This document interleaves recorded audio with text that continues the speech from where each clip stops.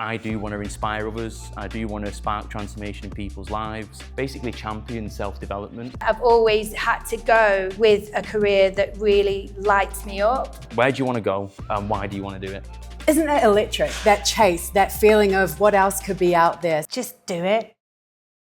Right, well, hello, good evening and welcome to Beyond the 9 to 5, exploring purpose and passion with the After Work Club. My name's Meg Huria and I'm your host for the evening, and thanks for being here. It's great to see you on this gorgeous evening. Now, some of you may be here tonight because you're reevaluating what work means to you, or perhaps you have a side hustle on the go and you're thinking, how do I take that leap and make this a full-blown career? Or maybe you just want a bit of inspiration. Maybe tonight you're sitting next to someone who also works on a secret project after 8 p.m, after they've finished emails, and you finally have a chance to breathe. We get it. Now, isn't that electric? That chase, that feeling of what else could be out there, something else could be out there for me. I want to build something for myself. That's why I love conversations like tonight's one, because it reminds us that we're not alone in wondering those things. I mean, look at all of us here tonight. For that, you're in great company because we have Nicole and Ricky here who are going to share the bold moves that they made in aligning their work with their values, creativity, and purpose, of course. So if you are thinking about a career change, maybe seeking some fulfillment, or you just want to get unstuck, which is fair and reasonable, then you're in the right place. The way that we're going to structure this evening is we're going to hear a bit from Nicole and Ricky on their background and story. I'll ask a few questions, then we'll open up to you guys for an audience Q&A before a chance to mingle at the end of the night. If you do want to take any photos or videos, please feel free, just tag us on socials at the After Work Club Manchester. So let's get into the challenges, the journey, and what it means to go beyond the 9 to 5, shall we? All right. Thank you. I might use the mic because I've got a bit of a sore throat today. Yeah. So thanks for having me. It's a real honour to be able to speak about passion and purpose because I feel like I've been living by those rules my whole life, not but just by the business that I've created. So I'm going to give you a little bit of a background on me and what's been lighting me up since a child. As a child, I was a massive empath, still am. I'm a lifelong vegetarian, I'm vegan, I was a bit of a mini activist at school as well. But what really, really lit me up was music. I used to sit in my room playing donated vinyl, everything from Bach's Brandenburg concertos to synth pop of the 80s to Northern Soul. And I was pretty, and by the way, I'm a singer. But don't ask me to sing tonight. Yeah, well, you have the microphone now, so take it away. So I took any opportunity I could to sing wherever possible. And it was pretty clear that I thought I wanted to have a career in the music industry. However, being a kid from a very working class background, it was clear to me it was going to take more than passion. I remember a conversation I had with my careers advisor at school, just sharing my ambitions to be in the music industry, and they just didn't know what to do with me. It's just a normal inner city school, and they sent me to Boots for my work experience. I've got no objections to Boots. I actually went to a good rave in one and about a month ago, but it definitely wasn't what I wanted to do as a career. Yeah. So early on, I started to realise that connections are everything. So I started to look around and thought, who do I know who can help me? And I had a friend at the time who was a singer, and he lived down the road, and he just joined quite a successful boy band. And he kept mentioning the name of this producer to me that he'd started to work with in London. And I thought, that name sounds really familiar. Just to give you a bit of context, my family business, my parents are Northern Soul promoters, so I grew up in quite an interesting household. My dad's a DJ as well. So I'd heard this name of the producer mentioned in Northern Soul circles. So I thought, here's a plan. I'm going to get the family to book this DJ onto the family all-nighter and get him DJing up here so I can play him my music. It worked. I was able to pass my music to him, and I created 3 tracks with him with the hottest producer of the 90s at the time, the same producer as said boy band. But unfortunately, my pop career didn't go as well as my friend's, who still remains a superstar to this day. Oh, So after my pop career folded, I was still following my passion and just wanting to do something that really lit me up. So continued down the music path again. I thought I'd start promoting my own club night. And that wasn't easy either, but it did gather a community of like minds together for me. And two people came along one day and asked me if I'd like to get involved with their club magazine and if I wouldn't mind selling the advertising in it. So I thought, I'll give that a go on the proviso that I get my own page where I can interview all of my favourite DJs and be sponsored to wear clothes that I wanted to wear at the time. So it was kind of early influencing in print. I did that, and that one experience sparked a 20-year career in media sales. But I always gravitated towards titles that really lit me up or had a purpose behind them. So I worked for the Gay Press, worked for Gay Times and Diva, and another one called G3, because I really believed I'd met a lot of gay people when I was singing at various prides, and yeah, I just felt like part of that community. I also worked at a magazine that was a feminist magazine, and it specialised in burlesque. So I've had a really interesting career. But my point is that I've always had to go with a career that really lights me up, or I can get behind as a purpose. Following the magazines, I went into creative production, again with the music. So I won an award with a creative production company for a Foo Fighters project, and that lit me up again. I was back in the realm. So I was happy doing my career in advertising, and then when COVID hit, I just thought, I think I fell out of love with advertising. Media and advertising just felt so divisive. It was Brexit time, and it just put a handbrake turn on how I felt about my career, basically. And I just thought, well, I either get out of the industry for good and just throw 30 years down the drain of contacts and experience, or I try and create my own thing where I can use my skills for good, in theory. So I had this idea, but then I wasn't brave enough to take the plunge, and I thought I'd give something else one last go. And I went into a company that did sports broadcasting, and I lasted about 8 weeks in that job. It was just not me. And I think sometimes when you've made a mistake like that, you just know you learn a lot more from what you really don't like more than you do. So that gave me the impetus to really go with an idea I'd had to connect purposeful brands and agencies with like-minded creatives to create a kind of ripple effect of good within my industry. So I went for it, and I suppose an easy way of doing it was to ask my previous production company if they would be my first client. I'd advise that for anyone, actually, if you're thinking about setting up for yourself, is go back to people that you might have had a good work experience with, because they already know you and you're tried and tested, and it's a tough market out there. You're up against a lot of other people. So if you have that relationship already, then go for that. So they became my first client, and then I was free to go down the path of working with people that fitted my remit. So I had I worked for two sustainable production companies. I worked for a social enterprise, and I'm working with a purpose-led creative agency. So still in the creative industries, but I'm very discerning about what kind of briefs I handle and what kind of clients I take. Amazing.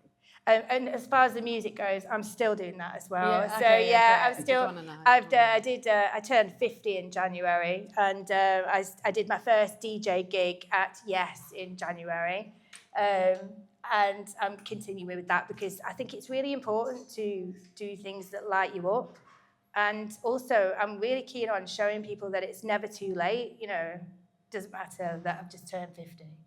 I'm just getting started. Oh yeah, I love that attitude.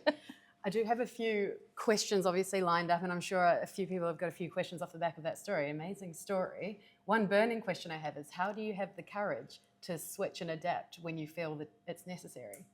Because identifying something that's not right for you, or being like, oh, this doesn't fit, like you said, it's easier sometimes to identify what's not right than what is. How do you find that courage? I think it was non-negotiable with me because I felt so uncomfortable within that culture. It was just I was just such a square peg, and it just gave me that impetus. I think it's easy when you've got a decision like that, or anyone's been made redundant and they've got nothing to lose. It is a bit scary because obviously I had a regular income, and you are going to go into the unknown. But I think going down the route of asking somebody you've already worked with, it gives you a base, and it gives you a regular retainer with people that you trust. Because it's, you know, sometimes I've gone, it's not a fail-safe, just as a, yes, sustainable production company, that's going to be amazing. It is, but then, you know, I'm still waiting for my last invoice to be paid from one. Yeah. So it's always a bit risky. But if you've got one solid person like that you trust that's keeping things ticking over, you can afford to take just maybe a bit of a chance on the other clients. Awesome. How cool is Nicole's story? Thanks for that. We'll hand over to you now, Ricky, and then we'll get into it. Perfect. So I'm going to do my best to try and sum this up, because a lot's gone on in the past 15 years since I first started out in the fitness industry. When I first started, I was in a position where I clearly knew what I wanted to do and what I didn't want to do. I was only young, I was only 14, 15 years old at the time, and I basically decided to start doing boot camps outdoors, start coaching people, delivering sessions, and that came from the fact that I knew that I wanted to be in a position where I was helping others, I was in a position where I was doing something that I loved and enjoyed. And then also, it was one of the things where, thinking about the future, how do I actually get to a point where I get to be more in the driver's seat, you know, holding that steering wheel and basically deciding what direction I go in. And there's a lot that went on from that point to where I am right now. Right now, I'm in a position where I run a number of companies. All these companies specialise in health and wellness. Even though they do it in different ways, it's formatted completely differently for each one. They are companies that are all there that align with my own personal mission and my own personal purpose. I do want to inspire others. I do want to spark transformation in people's lives. I want to be somebody who basically champions self-development and can be an example to others as well. And I want my businesses to reflect that. And that's why each business is in health and wellness. It is fitness-based as well. So it's a huge part of it because I want it to reflect me and what I do. Now, from that point when I actually started out, obviously I had no clue what I was doing. I was literally a teenager. And I just had this passion and purpose. I just wanted to get out there and get after it. I started to realise early on that I was getting more ambitious. So I wasn't just like, I didn't just want to do a coaching job. I didn't just want to be in a coaching career. I wanted to try and help more and more people and progress that further. And that led on to me actually setting up my first official business, because back when I was doing boot camps, I was literally using sledgehammers, tyres, ropes, sandbags, running around the park, dealing with whoever I could just to offer a service to help them. I wanted to now take that into some type of systems and processes to actually deliver a service to help them. And that's when I founded RF Coaching, which was a personal training business. Now, early on, because I was getting results and the results were going really well, I experienced a lot of demand. And even though it sounds good, like you're getting more demand and that's exciting and your business is growing, I didn't really know how to handle it. And I was in a position where I wasn't in like a fancy unit or anything like that. I was in my mum and dad's back garden in a garage that I'd converted into a little bit of a gym space. And I was trying to basically grow this business, trying to grow RF coaching. And yeah, I ended up building up this waiting list of like 80 odd people, which to me at the time was just like mind blowing. How am I actually going to deliver to these people? I tried for a number of gyms, a number of units, and they all fell through due to basically inexperience, not knowing how to actually set up a facility, not knowing how to review the contracts, a lot of fear around actually paying for a contract. When you're like 19, 20 years old, you're quite young, it's quite a scary thing to do. And I personally didn't know anyone that had made that leap before. So I had another conversation with mum and dad, and we basically just decided to tarmac the entire back garden, build a massive shed, and put a load of gym equipment in there. So I had these 2 units in the garden. I bet my mum and dad were just like, what is this kid doing? Like, this is wild. So I started offering these services. And I remember I used to, at the time I thought, right, I'll get 2 staff members on, we'll deliver this service, we'll see how it goes. And I remember doing like job interviews in Indeed, from Indeed applications, and I'm like interviewing 30-year-olds and I'm like 19, 20. And I'm thinking like this, I'm partly embarrassed because I'm like, this is in my mum and dad's back garden. Like, but I'm like, there's a lot of people here, you can actually earn a decent amount of money. And yes, so I ended up getting these 2 people on. And at that moment there, it's like a really defining moment in this journey. And it's where I first realized that being a coach and running a business are 2 completely different things. And I was very good at coaching, and I'd spent loads of time on that and really worked hard at it. But I wasn't good at running a business. I also was really bad at managing. Like, I was like, why don't these coaches know how to do this? Like, I know how to do it, why don't you? Like, it was dead straightforward to me, but I didn't know how to bridge that gap and have that communication. So yeah, defining moment there was that realization, and then completely changing then, stopping my focus on being a coach and starting instead to look at running a business and how that's actually going to work and how am I going to do that. And what's happening alongside that is I've dealt with, potentially thousands of people at this point in my early 20s. The business is going well, but I'm becoming increasingly more ambitious, and I'm going, I want to help more people. And a lot of these people that I'm dealing with are working 9-5s, and I'm like delivering these services and I'm helping them, and they are transforming, but there's just this huge friction with what they're doing day to day in work. And work sounds, to be honest, it sounds rubbish. Work doesn't sound good from what they're telling me. Most of them aren't enjoying it. I thought, what could I actually do that would help these people in their workplace? To me, what people are telling me is work's neglecting their health. So I'm like, how can I do something that's going to nurture their health and actually benefit these people? So that then led to the founding of Urban Reform. Urban Reform is a workplace wellness company. Well, it's originally set up as a workplace wellness company. And that business was put together to nurture people's health and wellness in the workplace. However, though, we had no investment. Even though I was running what was a successful PT business at the time, it wasn't that successful because I was paying the coaches way too much. And I actually wasn't taking that much money, so no wonder why the coaches loved it.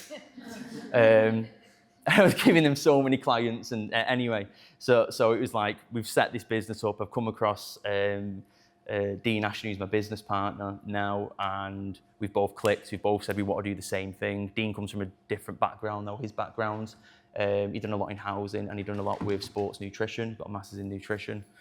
But let's face it, we don't have any integrity, and we don't really have like a portfolio of workplace wellness results. All we've got is this lad's PTing out his mum and dad's back garden, and this other lad's been working in housing for years. So how are we gonna bridge that gap? And what we decided was, like, we just need to get out there. We're passionate about it. We're knowledgeable. I've transformed a lot of people. Dean's transformed a lot of people. Dean's was very knowledgeable on the systems and processes. I was very much a people's person, connecting with them, building the relationships. We brought that together, and we started to deliver talks to workplaces.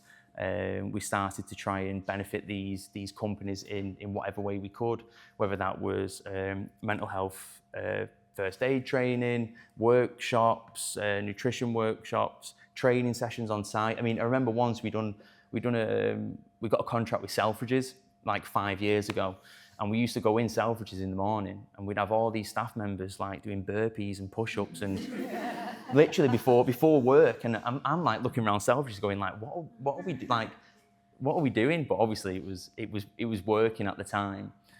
And yeah, we got ourselves out there and we started to build relationships up. We started to have some type of integrity then. But another key problem that we were facing was staff turnover was too high. Like if I'm going to run a business and run a company, I ideally need to be in a position where I am building a good culture within my own company. Because again, you've got to have integrity, you've got to reflect it. If not, then it just isn't going to work. So we decided to, I'd say, set up a gym, but we basically borrowed half of a storage unit off our mate and set a gym space up and started running training sessions in there, so the people who were delivering on the wellness contracts could also earn more money from delivering in-person sessions. And that was the origin of UR Performance, which is a gym that I run alongside this. And that story in itself was hectic because we went, after 3 months, we got kicked out of that place because we weren't meant to be there. So it's like, obvious we're going to get kicked out, but we're just like, we can do it, we can find a way. And then we went on to other units, and these other units, I was telling these guys before, like one of the places we went to, because we were just asking favors because we didn't have much investment at the beginning for a gym space. We had a gym in a bar. Like we literally had a gym in this bar in a nightclub downstairs. We had a squat rack on a dance floor, and like people, like I was like, why are people coming to us for training? Like you are literally going into this dungeon of this building site, bar, whatever it is, and you're coming and training with us.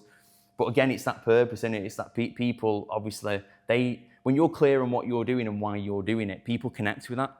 And it doesn't matter where you are or what your facility looks like or anything like that, people will jump on board and be a part of that. So yeah, we went through pigeon infestations, rat infestations, floods.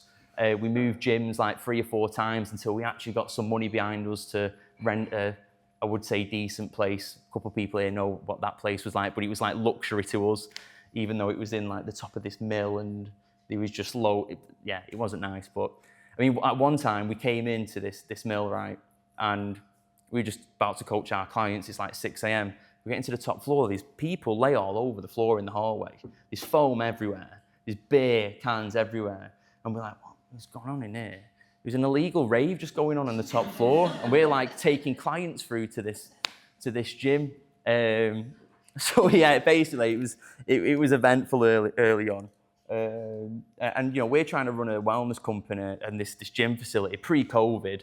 Pre-COVID, nobody cares about wellness. They're just not interested. Like you go and tell someone like, you know, jump on this, it's going to make your staff healthier and better, and they're going to be happier. And they're like, so I'm not bothered. Like, we're just ticking boxes here. Like we don't really want to do that. So yeah, we faced that challenge in COVID then for growth. It was like, how are we actually going to grow? And we just doubled down, and we basically just got a ridiculous loan, set up a gym under an archway behind Piccadilly train station, and we just decided to really go for that gym service. Doubled down on the wellness service as well. We ended up in COVID getting who we class as our cornerstone client. It's like our first client where it was a big contract, because we had this vision of being in-house and offering wellness services all year round for the staff members, and securing a contract with AJ Bell was like completely life-changing for us, because they were clearly invested in our passion, our purpose, our vision, our mission, and we aligned what they were trying to do. I mean, you've seen AJ Bell with how much they sponsor and what they do around health and fitness. They were a perfect client for us. So yeah, we ended up like growing through COVID, which like obviously a lot of people, and I have a lot of empathy and sympathy for other companies that really struggled in COVID, but we ended up like thriving through COVID, developing, and you know, every single problem we faced was just making us better and stronger. And it doesn't matter whether like what those problems were. Like I say, COVID, I ended up after a year or two of running Reform, getting really sick. And it's all stress induced from basically working my socks off and getting a little bit lost with my vision and values. I ended up developing an autoimmune disease, became a type 1 diabetic, and that completely changed my life around. And again, that's that integrity thing. How do you, as the owner of a wellness company, work yourself to death and become really stressed, and then go to other people and you're ill in hospital and be like, look after your wellness? It's like, well, you're here on a drip. There's nothing left of you. It's like, I should probably look after my own wellness first, shouldn't I? And that's the key thing. Like we realize that throughout the growth of these businesses and everything I do and everything I run, it's all about making sure that, you know, we have this clear vision, we have this clear mission, we relentlessly pursue it no matter what it is. But number one, we put ourselves first. We make sure that we're good. You know, I'm well, my cup's full, and then I'll go and pour into all your cups. But if my cup isn't full, then I'm not going to be going out into anyone else's, because I've obviously learned the hard way with that. But yeah, and we just push forwards, and just having that vision, that mission, that purpose, and being relentless with it. And just any problem that arises, just understanding that even if that problem ruins your business tomorrow, you're just going to set it up again, and you're just going to do it again. I think that's what takes all the pressure off from stepping into this and running a business and trying to grow your own thing. So I don't know whether I've gone over there. That might have been about 15 minutes, but hopefully you've got the point there. I mean, first of all, what kind of 15-year-old were you? Because I had ideas as a 15-year-old, but I had too much self-doubt to actually put it into a business. And second of all, I think you guys could connect. You could be DJing on the dance floor. You could be I think he's had enough of illegal raves. You were running it. All right, let's get into the Q&A. A lot of the time, especially on social media, I think we see this hardcore hustle culture and turning a side hustle into your full-time income, or having 5 income streams is like the ultimate win. So I thought we could start with a quick round of social media versus reality. I'm going to make a statement, and then you two can say whether it's social media or it is reality in your experience. I'm going to do really bad at this. Go on, carry on. Yeah, is it hype or is it true?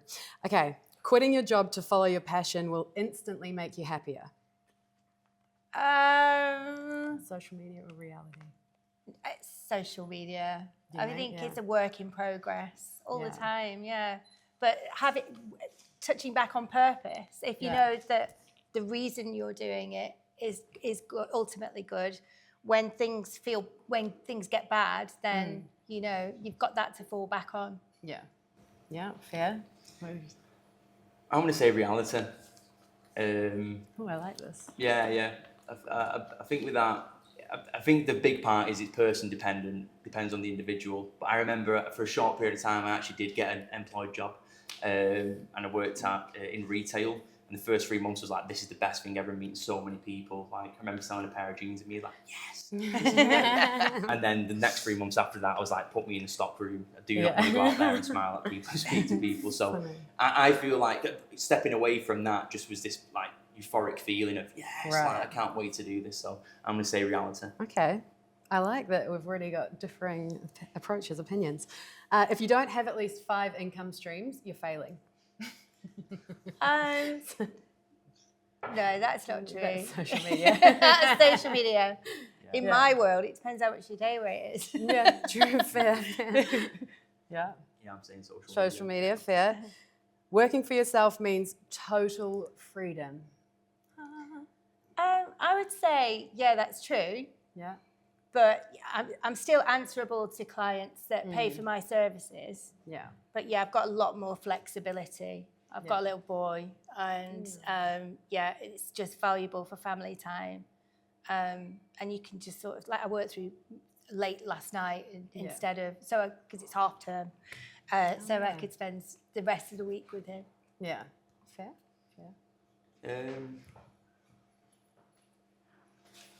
I think with that, you've got the freedom to choose, haven't you? So like you can make the choices. I'd say you get the freedom to choose, but I don't think it's freedom of time. I think the freedom of time's like there's certain inputs that lead to certain outputs, and if you don't do these things, then you don't get the results. So you very much have to stick to a certain model in order to try and get results. So I'm saying that is social media. I think I got confused. I didn't say reality. I know, yeah. I do like to be a bit tricky. Once you make the leap, the rest will fall into place. Social media or reality? I think that's reality for me, because once you've made that decision, you're all in. Yeah, okay. There's no turning back. There's no, well, there are. I did have a day. You know, sometimes you do view the jobs and you think, oh, actually, I really could do that. But then, yeah, the next day, it just goes away again. I think the good outweighs the bad. Yeah, fair. We need to stop disagreeing here. Oh, I love this. I didn't know this was going to be so divisive. Different industry. Yeah, no, I know. Yeah. Yeah, I'm social media on that one. Okay. You never cry when you're putting a true passion project into action and getting it off the ground. You never cry. Yeah. It's all rainbows and Well, a sunshine. lot of my stuff, so I'm involved in the Better Business Network. I hang out with a lot of sustainability professionals. Yeah. And we feel like crying all the time. I did my carbon literacy training for it. The results were, you know, I had to sit through some pretty sobering figures on that. So that's, Yeah. I would say that's social media. Dab the tear. Yeah, fair. Wait, what was that again? So you do cry, or you don't cry? You never cry. You never cry. Because you're getting your passions into the world. No, I'm saying that's social media. Yeah. Yeah. Yeah. Fair. And lastly, you have to wake up at 4 a.m. to be successful. No. That's social media. Yeah, I'm the same on that. Yeah. Social media. Have you seen those videos? I get sucked into those videos, the morning routine. I'm like, this is rage bait, I swear. I am partial to the cold dip. Yeah. But not the 4 a.m. All right, now let's get into some meaty questions. And you kind of touched on it when you were talking about the realization of what's needed in the workplace, but can you each share a pivotal moment or an aha moment where you're like, there's something missing here, or I could be a solution here?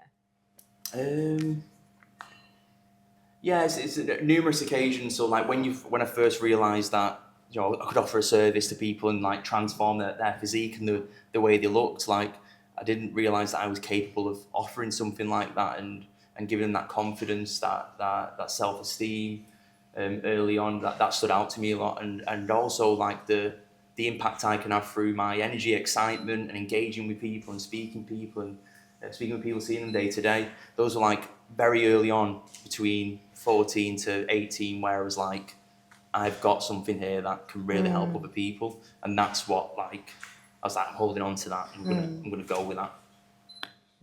I found that when I was in-house working for a creative agency, I was naturally having a bias towards the sort of business that I wanted to work with. But of course, it was good for the business. So I was building up a collection of brands that were like B Corp agencies and people doing good in the world.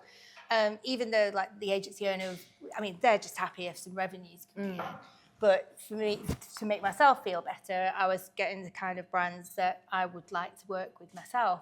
So over time, I just gradually realised that because in my personal life, I have a lot of networks like People Planet Pint and Better Business Network, and I'm really interested in sustainability and purpose-driven business, that I was building up a collection of brands and meeting a lot of agencies that were on the same page, and I wanted to become a professional matchmaker.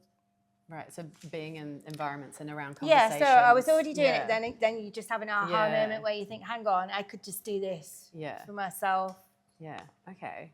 One thing I am quite curious about, in my transition into self-employed life, I did a lot of favors. I did a lot of things because I like what I do. And so I'm curious to know how you transition from doing favors to turning it into a transaction, especially if you're approaching people you've already worked with and now you're coming under a new umbrella of, I'm doing this on my own. I still do a lot of favors, but it's a byproduct of, so I've got clients pay me a retainer and I actively work on their account. So my line of business is business development, and I bring new clients in for creative agencies and but But a byproduct of my research is that I'm just always hearing about opportunities in the market for other people, so I can't help but just to help people for free. Yeah. But I suppose the difference is when you're actively looking for clients for one person and the rest of the stuff is just organic, it's whenever it crops up. If a client wants results, then they're going to have to pay a retainer to get the services to be actively worked on as an account. Okay. Yeah, I think on that there, early on I did a lot of things for free. But it was always like, even though I was doing it for free, it was some type of trade. It was like, I'm benefiting you, you're going to benefit me in some type of way. I remember like the first like official clients that I took on were all for free. And I was just like, I'll coach you 5 times a week. Like I will literally, just to get results and have some type of integrity, I'll do that. And I'll, do whatever I need to do to prove that, this can work. But shortly after that, I started to realize that, it's not like I'm trying to, it's like I'm a random car salesman trying to sell a car that I'm not interested in and, just palm it off on you because I'll make the most profit. Like what I do, well, what I was doing at the time was clearly helping people. So that whole sales transaction, it didn't feel like a sale. It just felt like, I'm going to make your life better. And, I need to survive and do well. So you pay for this and, we both benefit each other. So it just kind of took that out of the equation. I still do stuff for free for people to this day. And I always will because, if I feel like that person needs that and it's going to benefit them and me and it's going to benefit other people, then I'll do that. It's just that as time goes on, I became very clear on who to help for free and who not to help for free, because who's going to actually reciprocate it and how do you understand that? So yeah. Okay. I found it quite hard to quantify sometimes. Yeah. So at first I had a branding agency that was purpose-led and they wanted to do a skill swap. It was really difficult to quantify how much time we were all doing. And then, of course, it's taking your bandwidth as a freelancer away from actual paid work. And much as you want to do it, you need to pay your bills as well. Yeah, exposure can only pay you so much. Yeah, of course, yeah. Building a portfolio. What advice would you give to anyone who feels unfulfilled in their current job or role? For me, everything that I stand for today is, I'd say, what lit you up as a kid, because I think it's still the same today.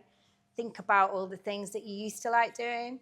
For me, it was the music, and I was really good at making friends. So when I'm explaining what I do to my son, I say, Mummy makes friends for a living, and hopefully they all do business together to make the world a better place. That's a good tip, actually, if you're struggling to get your proposition across to people. Just act like you're speaking to a kid. I love that. I'm going to take that. So what was that again? That was Advice for anyone, maybe tangible advice or anything. feel fulfilled.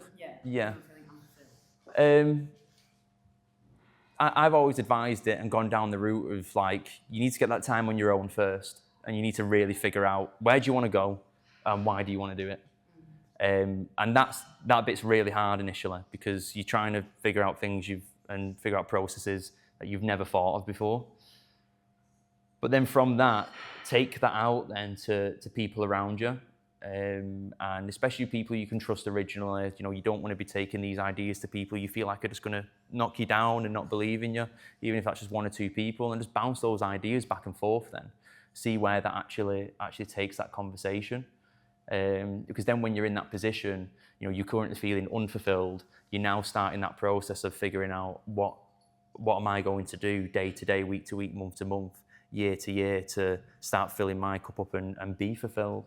And it all comes through like that first creation of, you open the door in your mind to what this could look like and what it could feel like. And then what you do is you do your second creation, you take that to pen and paper or however you want to do it, and you actually start to create that visually then. So you can start going into that and creating it in life.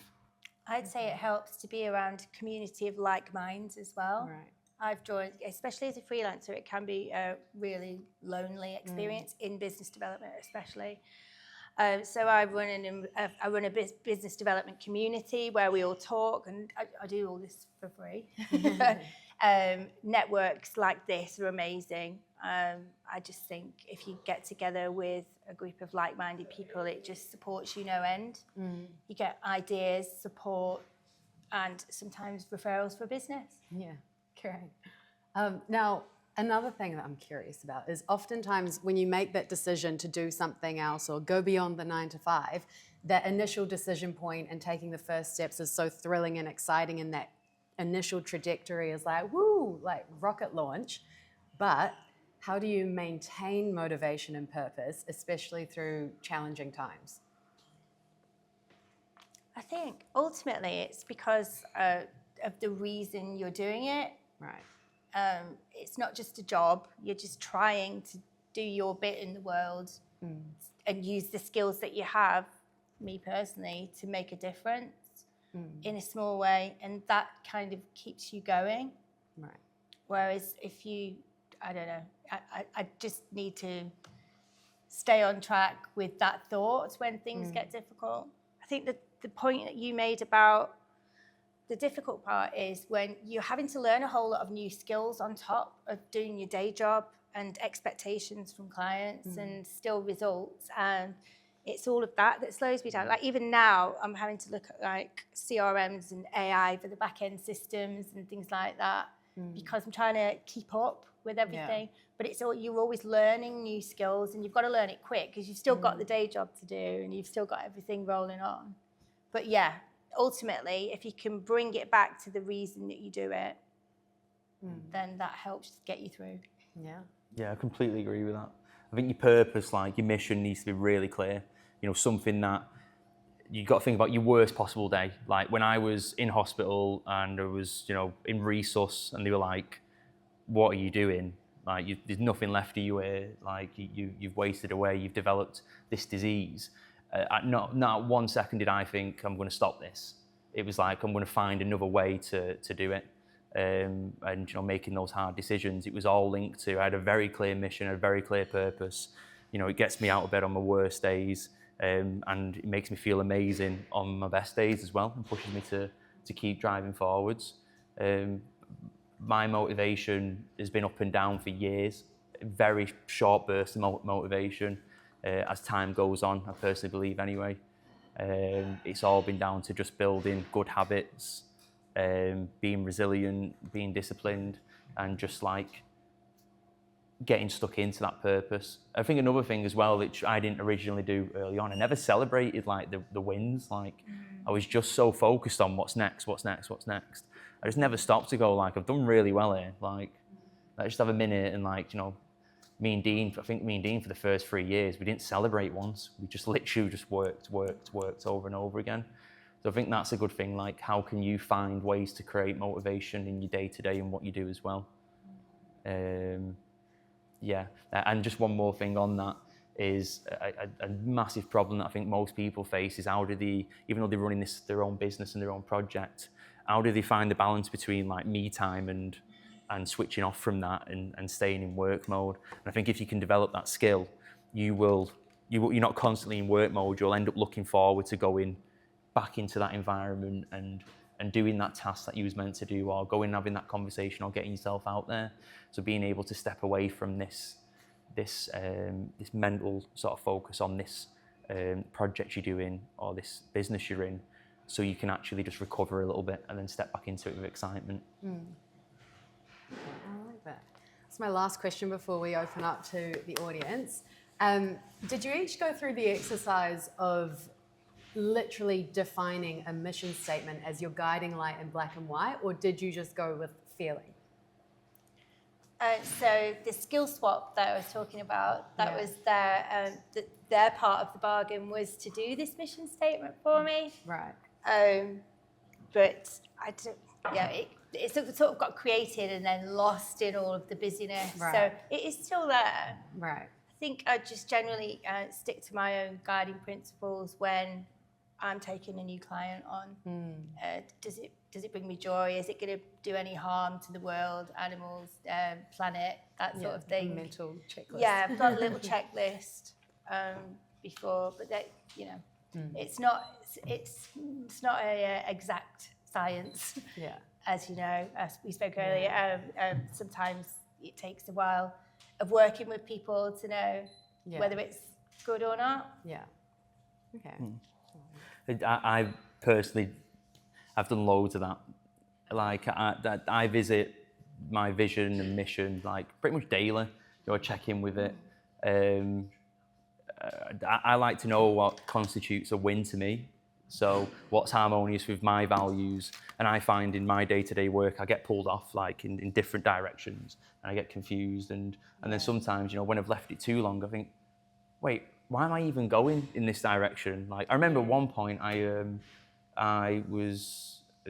put online, I was like, need help with sales, like on LinkedIn. It's like one of the first times I used LinkedIn. And luckily I got recommended this company that's called Your Guardian, and they do mentoring. I remember sitting in the meeting and I was like, right, I just need to make loads more sales. And they were like, well, why? And I was like, well, because if I make more sales, then I'll have more money. Like, yeah, but how do you know who the right client is? And and basically the conversation come back round to, wait, what are you even trying to do? And I was like, I actually don't know. I was like, and they were like, do you want to just try and figure out where you're trying to go really clearly, and then make sure like your company aligns with that message? Because if not, like, how are you going to know what I'm trying to do if I don't even know what I'm trying to do?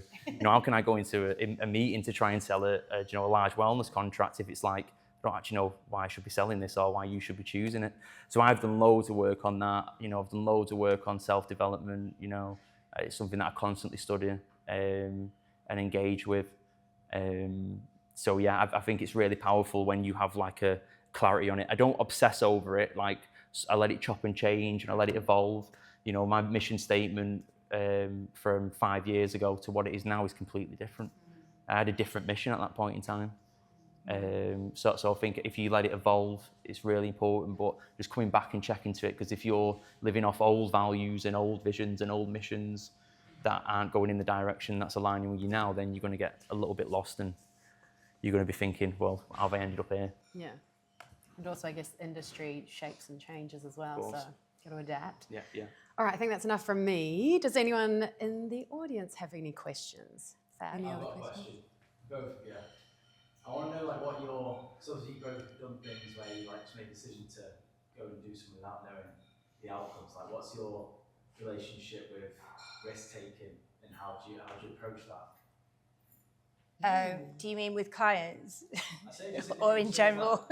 The journey you're trying to go, so you've obviously got one place where you want to go, but you've got to take some risks along the way, right? But you've got to manage them in order to not completely throw yourself under the bus. Calculate risks almost as well. I think it didn't seem like a risk at the time. I think every time I take a new client on, it's a bit of a risk, unless it's kind of the old job that's like the anchor client. But it didn't seem like a risk at the time. It's kind of backwards to what you were saying. It's like it feels like a solid proposition at the time, but the market's so volatile at the moment that anything could happen at any time. So everything's a bit risky at the moment in my industry, in the advertising industry. So even today, a client I've just started working with 2 months ago has just lost 2 clients. So all of a sudden, I don't really like working with people when they're in a desperate situation, but that's the luxury that we can't afford at the moment, unfortunately. So everything feels a little bit risky at the moment. I'm also working alongside a lot of sustainability professionals and climate activists, and so it's just it's pretty intense. The world's a big risk. Yeah. It's an intense environment. Risk for me it's always been down to perspective. So originally very closed-minded, didn't really have much perspective, and as a result of that, risk was really scary. And then when I've done a lot of work with a therapist over the years. They really help sort of get me out of a bit of a tough space mentally. Because again, the stuff that comes on with work can be really challenging. And again, as running a fitness and wellness company, it's like you've got to ask for help if you need it. And they helped me gain more perspective on what was going on, what would actually affect me. Just going through scenarios like what would actually happen if Like I say, if urban reform, for example, just completely went tomorrow, what would happen? And I have that mindset of now, I'm just going to do it again. And I probably just won't stop doing it ever until, I get to where I want to be. I've only got so much time I can do that, but I'll just keep doing it.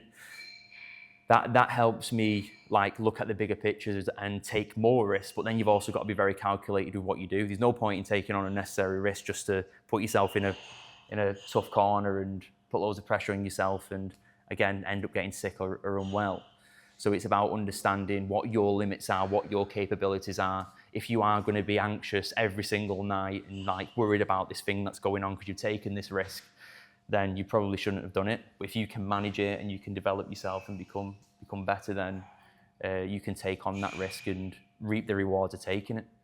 Setting up that gym in COVID and taking out a loan for UR Performance, we didn't have any money to do that. But it was just we're confident we can do it. What's the worst? Well, we have to work this loan off for the foreseeable. But it was we'll just keep trying over and over again. So that's my view on risk. Yeah, it's risky when you're deciding whether to take a staff member on or, when do you do that? Yes, of course. Because that's a situation that my client got in.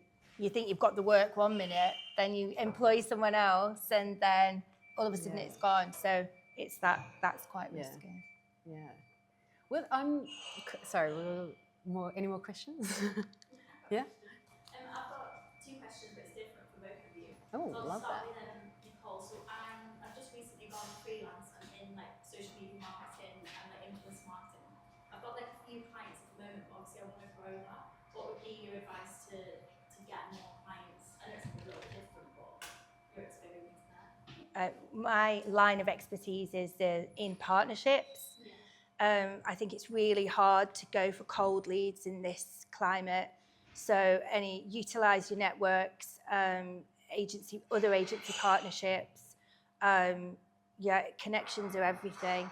Even if you don't have a connection directly with somebody that you want to, see who knows somebody.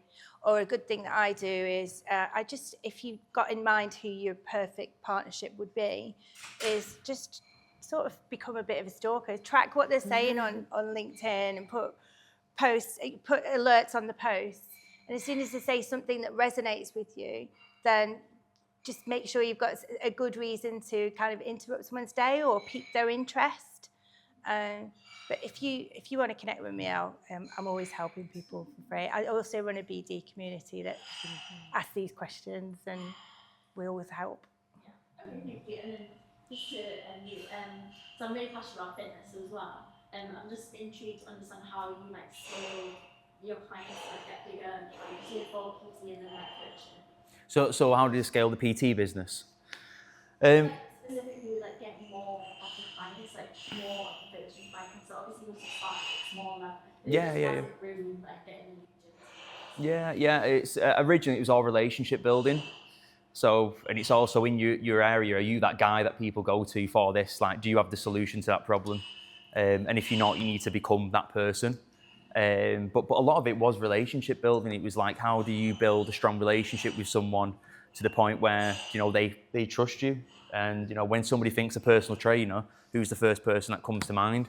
You've got to be on there visually on socials. I don't do anywhere near as much socials as I used to when I first started out for selling myself and my services. But early on, it was constant, and people in the area would think, if I want to get in shape, if I want to transform, if I want to achieve this fitness goal, you go to Rick because he's got the services, he's got the results, he's got the professionalism. People just came to me that way. Now, scaling a larger business and going into a city centre where nobody knows you is completely different. Products, almost everything there. Integrity in products, so you have to have something that people actually want to buy. We ran so many services before we developed it as a performance centre for our hybrid training programs that we have now. It basically trains people more so for fitness races and high intensity training. Originally we was running all these transformation programs and these PT programs, but nobody wanted to buy them. And people who did buy them, we did really help, but they were very far and few between. Right now, we don't have to sell a thing. People just go, can I have this membership? Can I have this membership? Can I have this membership? And it's because the product and service and integrity of it all, it's all there. People can see it clearly, and that's why they get involved. So yeah, so it's a bit different for each of them, but they're both scalable on like relationships, integrity, and making sure you've got the right thing there. Yeah. I have a question for you both. When you look at your journey from when you started to where you are now, do you have any regrets? Or is there anything that you feel that you would do differently? John's first, Nicole. I don't really have any regrets in life. I take learnings from most things, and I'm quite grateful of when things have gone wrong, because I might have touched on earlier, I learn a lot more. You learn a lot more from your mistakes, really.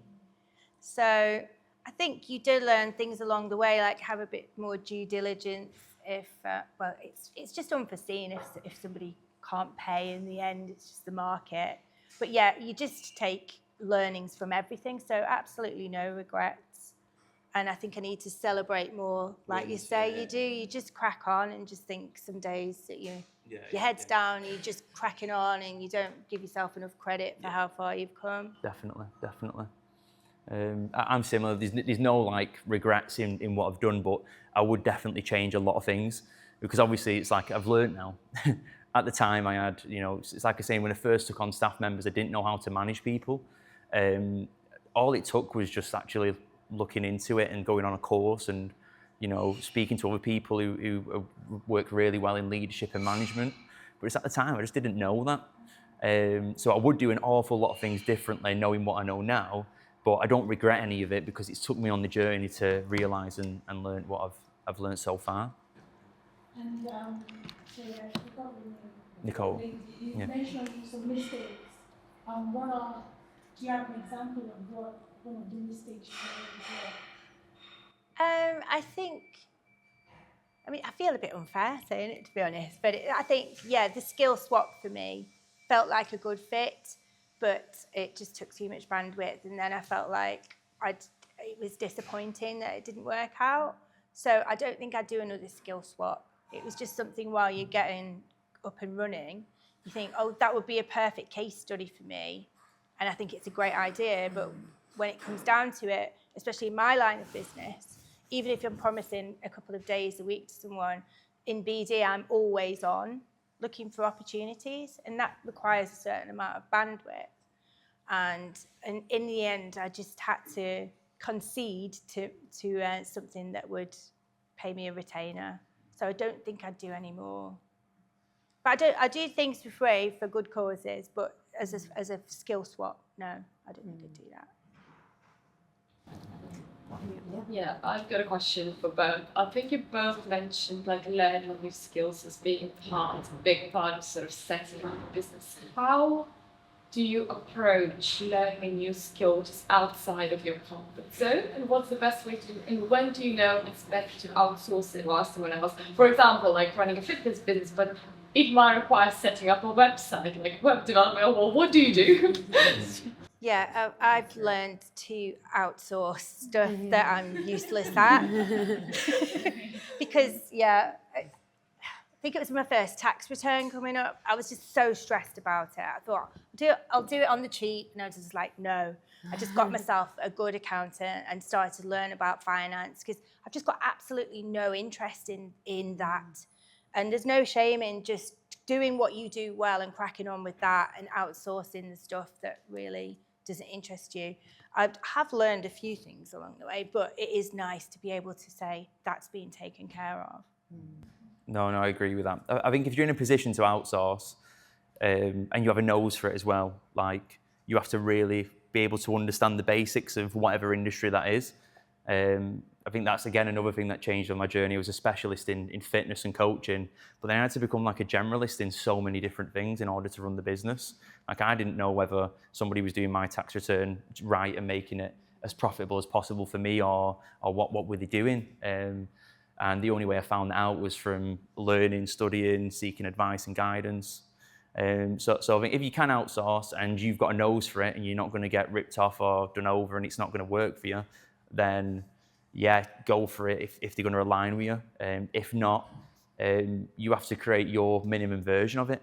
You know, whatever you can do. If you've got to make a website, you've got to make a website. You're in a time right now with this technology era where you can just access so many different things. Yeah, you could just and you know, it's made. I tell you what, it's made my life way easier using stuff like that. But yeah, it's utilizing the resources you've got and stop focusing on like trying to make things efficient and sort of like shift towards being effective. Like, how can I get this done in the best way possible in the shortest amount of time that's going to get the best results?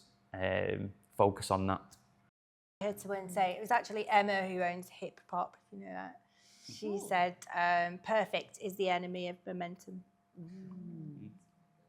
Like that. Any more questions? Yeah.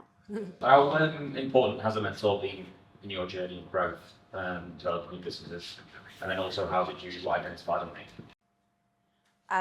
So I'm kind of shopping around for another mentor now. I've spotted somebody that, because I'm on something called Bloom North, which is Women in Communications Committee. I'm on the panel committee, so I get to book whoever's on the panel. So it's weird being on a panel myself. But I spotted someone the other day that I thought might be a good fit. But up until now, I've just been kind of utilising my networks in the community, kind of doing it on the cheap, if you like, not having a proper one-to-one with them, but just gathering information from everybody that I know in professional life. So you can do that, especially if you're a member of different networks. I'm in the MPA, I'm in Bloom North, I'm in Better Business Network, and there's a lot of senior people in there. I also mentor younger people myself to give back. But I get a lot from them as well, so it goes both ways. Yeah, I think being a coach myself, I always had to be coachable. I don't feel like I could have been a good coach if I wasn't coachable. So I always had a coach from early on. It was all fitness related originally. And then, like I say, after I started to set up businesses, I then started to look for mentors within business.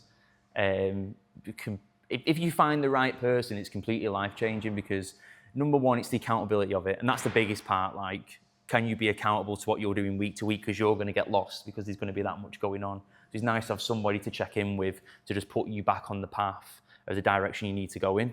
Number two, if they have experience in your career or you know, achieving what you want to achieve, they can just they can fast track that process so much quicker than doing it on your own.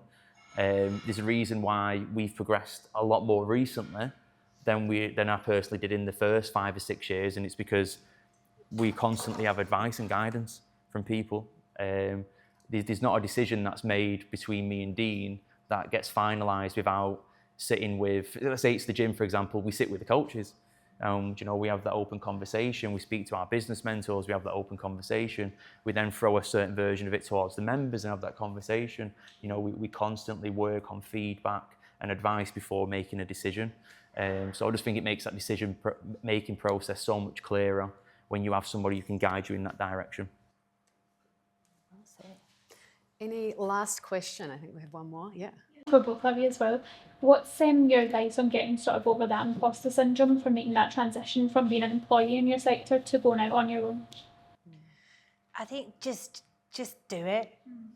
I know it sounds scary, but just start in some way, and it doesn't go away. I've had it tonight before I came here, but you've just got to just do it anyway. Yeah, I can't say it goes away. No, I think you always have fear, don't you? You're always going to have fear. It's just how you develop yourself so you have courage to step into that. I think the more you say you are what you want to be, you just become. And you do feel like you're not quite there yet, so you don't have a right to be saying it yet, but just do it. Just say it. And yeah. And then you'll look back and not give yourself enough praise. Yeah. Definitely. That's accurate. Do it anyway. Do it in despite of. Well, that wraps up our panel for the evening. We do have a chance for everyone to mingle, so do stick around. Thank you so much for joining us tonight, and please join me in thanking Nicole and Ricky for being here and sharing their beautiful Woo! Love that. And now we'll start the karaoke. Cheers, everyone. Thank you.